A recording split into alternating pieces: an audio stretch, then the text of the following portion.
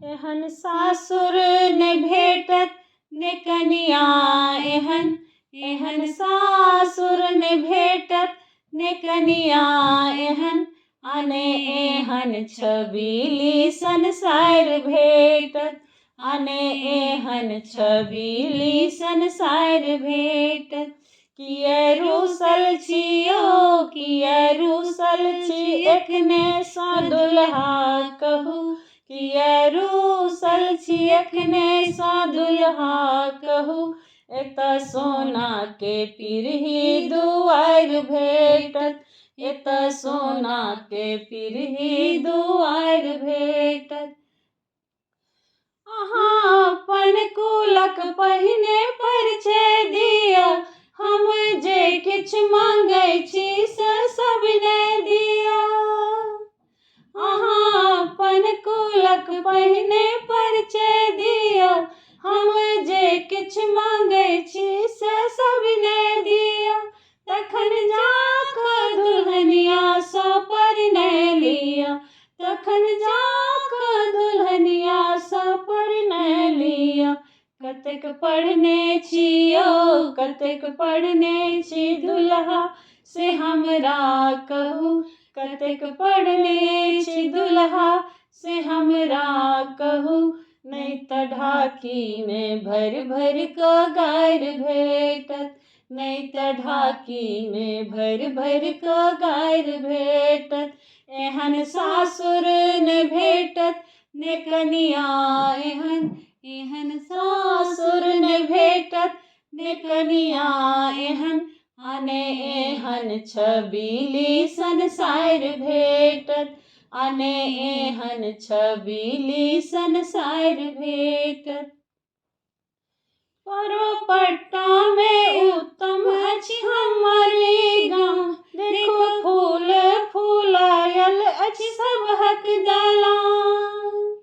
परोपट्टा में उत्तम अछि हमर ई गाम, देखो फूल फूलायल अछि सबहक दलान।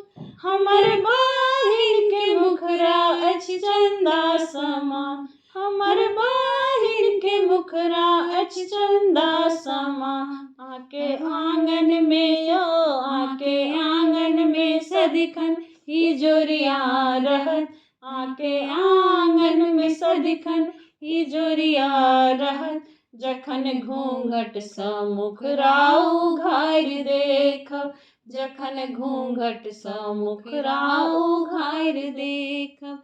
एहन सासुर ने भेटत ने कनिया एहन, एहन सासुर ने भेटत ने कनिया एहन, अने एहन छबीली संसार भेटत, अने एहन छबीली संसार भेटत। एतऽ सोना के थारी में भोजन भेटत, अपन भैया के संग में सौजन करब। एतऽ सोना के थारी में भोजन भेटत, अपन भैया के संग में सौजन करब। अहाँ बैसू ने पिरही पर धूमन देखब, अहाँ बैसू ने पिरही पर धूमन देखब।